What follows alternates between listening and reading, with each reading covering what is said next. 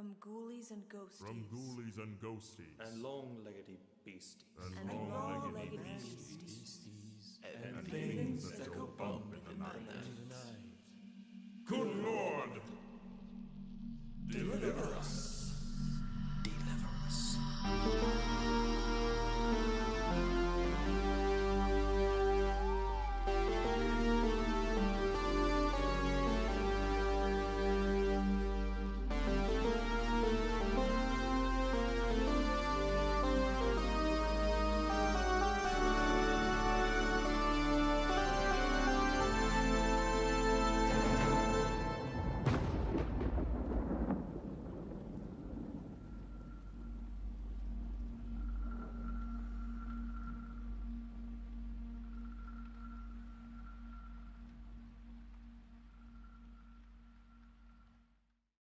Hello there, spooks and spookettes. CountDrahoon here, and tonight I present to you my quick review of the latest entry in the Final Destination film franchise, Final Destination Bloodlines. But before we get started, let's take care of the castle-keeping notes.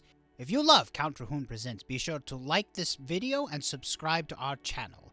If you want to take your support just a little bit further, might I suggest becoming a patron through our Patreon page. Join the ranks of the undead for just $5 a month. You will be able to join our private Facebook group, and there you will enjoy exclusive content before anybody else on the YouTube channel has a chance to see it. So be sure to subscribe $5 a month at patreon.com/Drahoon. And now that that's out of the way, let's get right into the heart of the matter, and hopefully you won't feel the need to drive a stake through it. Maybe Death's not actually coming for our family. Because that would be crazy. Good luck. There's something very interesting about Final Destination Bloodlines. It's not a great movie, but I don't care. It was very fun, highly enjoyable.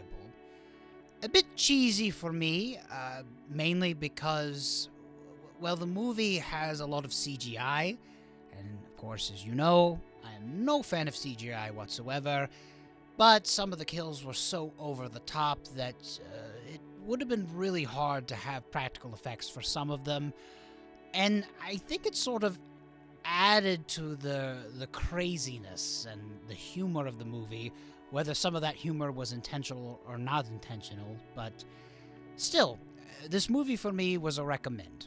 This one, story-wise, basically follows the first Final Destination film with some variations. Our main character is Stephanie. She's a young college student. She's having a bit of a hard time with her studies because she's frankly losing a lot of sleep. She keeps having the same recurring dream over and over again of this young woman back in the 60s named Iris, who her and several other of the guests and workers at this Skyview hotel basically all die in this terrible accident where the building just collapses. It's not properly made, so everybody on board dies. Who's on board when you're describing if you're inside of a building? They all die. Every single one of them dies. So she keeps having this dream over and over again. It's affecting her studies. She's essentially put on academic probation, but she needs answers. She happens to remember that her maternal grandmother's name is Iris, so she wonders if maybe there's a connection between her family history and this dream. So she goes back home. She moves right back in with Papa and her little brother Charlie. She decides to go and visit her cousins and her Uncle Howard. She straight up asks Uncle Howard, "Hey, what's the deal with Iris? Isn't she my grandmother?" And it basically leads her down the path of figuring out that Iris is regarded in the family as this sort of cuckoo who is just obsessed with the 1,000,001 ways how a human being can die. So her aunt gives her the really weird letters that she has sent to Uncle Howard over the years, and she basically uses this all to track Iris down in this secluded, death-proof compound somewhere out in the wilderness. And that's what Iris explains to Stephanie what's going on, what's happened to her. This dream is the same premonition that Iris had all those years ago. But instead of keeping it all to herself, she acted upon it, and she actually saved everyone that was supposed to die at the Skyview Hotel. However, Death was not happy with this. All of those people were supposed to die, so the fact that Iris saved these folks it really made Death mad. So over the years, Death stalked the survivors of the Skyview Hotel and their families and killed them off one by one in really gruesome, horrific deaths. To the point where there were only 2 souls left that survived this ordeal. One of them was Iris, the other one I'll talk about in just a second. So Iris shows Stephanie her research, which is this huge book containing all the articles of all the deaths that happened. And Iris basically maintains that the reason why the family has not been targeted as of yet is because Iris is alive and Iris has figured out a way to stave Death off. So she hands Stephanie the book.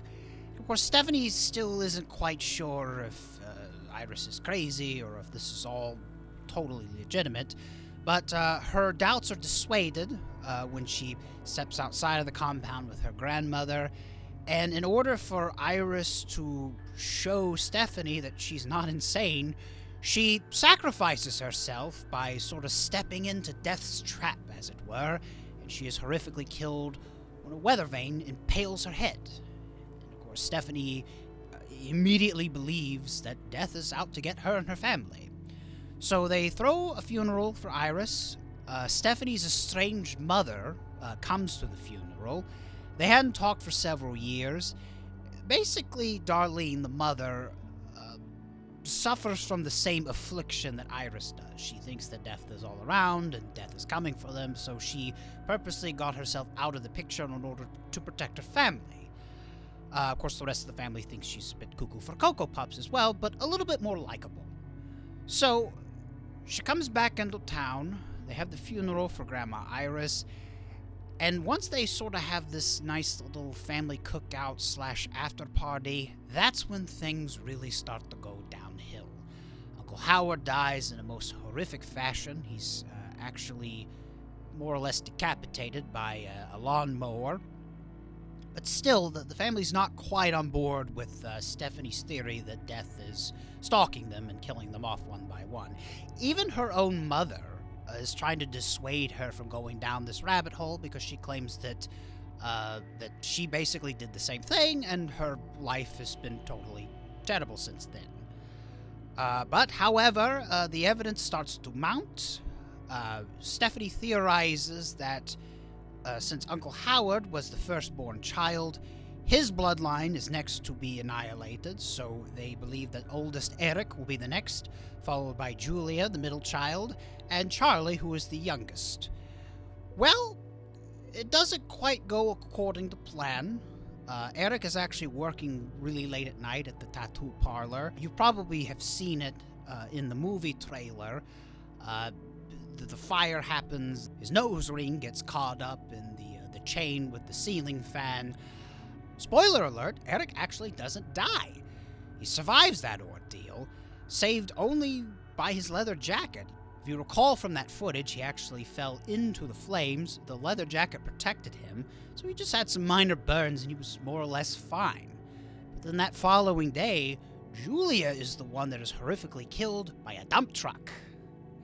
And then we find out that Eric, this is actually one of the more legitimate, funny parts of the movie, Eric was not actually the oldest son. He was the oldest half-son. The aunt stepped outside of marriage while her and Howard were on break. So Julia was actually the oldest in that bloodline, so she was killed. But that doesn't exactly save Eric. So they go to a local hospital. They find this particular hospital in Iris's notes, and that is where they meet William Bloodworth, played by the immortal Tony Todd. Of course, William Bloodworth was a recurring character in the Final Destination series, so he's back one last time here in Bloodlines, and they basically pick his brain. They tried to figure out, how do we stop death from killing us all? And he tells them two things. Number one, you don't F with death, his exact words. But there is a way you could cheat death to sort of stop this chaos. You basically have to die. Just long enough to be declared legally dead. And then you have to be resuscitated, and Bob's your uncle. Death is out of the picture. So they try to do that with Charlie. And Eric and Charlie do this sort of darkly comedic scene in which they decide, since Charlie has a peanut allergy, that they're going to feed him sort of like a knockoff Reese's cup. He's going to eat it, and he's going to go into anaphylactic shock. His heart will stop, and then they'll revive him just in the nick of time. But they do this in an MRI room. And when you turn the MRI machine, you have to get rid of all the metal in the room because it's a giant magnet. And of course, they stupidly don't recognize this right off the bat. So Charlie eats the Reese's cup, starts to swell up, but everything in the room is starting to get magnetized. And this basically inadvertently pulls Eric in because, let's just say Eric has a lot of piercings in some very private places. And he's basically pulled into the MRI machine, and then a lot of other metal stuff basically start crashing into him, and he's just cracked through that MRI machine basically like a meat grinder. That's the perfect analogy for it. He's literally chopped liver. He's very, very gross after that point. So Charlie pulls the EpiPen in the nick of time, delivers it to himself, and he thinks he's okay, but then the last piece of metal debris flies into his head, and before you know it, Howard's bloodline is totally wiped out. So Death was not happy with Eric, him and his bright ideas, so he got put on the chopping block too. So now that they're gone, all that's left is Darlene and her bloodline, Stephanie and Charlie. So they race to head back to Iris's compound because they think that if they can get Darlene back and basically have her live the rest of her life as a hermit in that compound, they'll be able to stave off death for as long as they possibly can. But of course, chaos ensues once again. There's a big explosion after they crash through the gate, something they forgot to fix in Iris's house. And the camper that they're driving actually flips into a ravine, starts filling up with water. Stephanie's seatbelt has malfunctioned, so she's trapped. She can't get out. So Darlene and Charlie were outside of the RV trying to get in, but they were sort of blasted back. Darlene is killed by a falling object that crushes her to death. But Charlie to the rescue. He jumps right in to save his sister. He cuts her out of the seatbelt and revives her because she's basically drowning at this point. And we live happily ever after. Or at least we think. We flash forward after this incident into Charlie's prom. He's all spiffied up with his date. The date's father happens to be a doctor.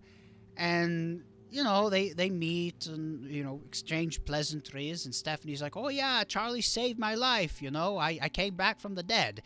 And the doctor's like, I don't know that you actually died, but hey, he saved your life. And that's when they realize, oh no, death's still after us.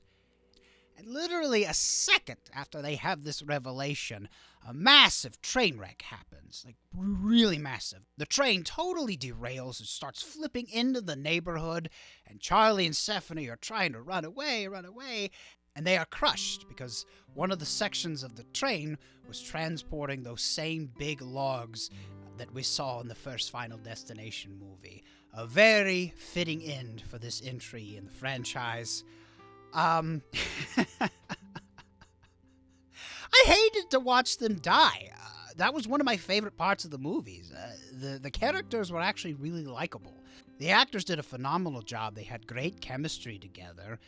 They had a wonderful sense of comedic timing, which I feel like, to me, it made those cheesy moments with the special effects that it added a layer of comedy that I think was much needed, that made this movie really enjoyable. Because otherwise, if they didn't put that in and they tried to take themselves too seriously, I think it would have fallen completely flat and it just would have been stupid. But this was just stupid fun. I had a blast watching this movie. If nothing else, this movie was worth watching for the final scene with Tony Todd. I've read reports confirming that Todd improvised his final lines, which, if you'll bear with me just one quick moment, I will be happy to read those to you. I intend to enjoy the time I have left, and I suggest you do the same. Life is precious. Enjoy every single second. You never know when. Good luck. Just absolutely chilling, very emotional. Of course, Tony Todd passed away not too long after he shot that scene. A really fitting way to end his time with the franchise, to end his career. This is the stuff of legends, truly. A very fitting goodbye to the genre's, one of the genre's greatest actors, really. So, all that being said, I highly recommend Final Destination Bloodlines. A truly, truly fun horror movie, a funny horror movie, whether they meant for it to or not. Go see it while you still have a chance to. But anyway, that's all the time I have this evening. Thank you for tuning in to CountDrahoon Presents. Be sure to subscribe to my channel so that you can get notified for the next video coming straight for you. Hopefully not in the same way that those logs crush your head, but I digress. Always remember that as far as things go, when things go bump in the night, there are such things.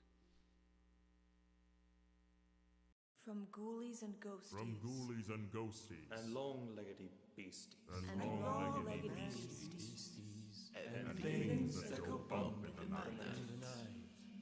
Good Lord!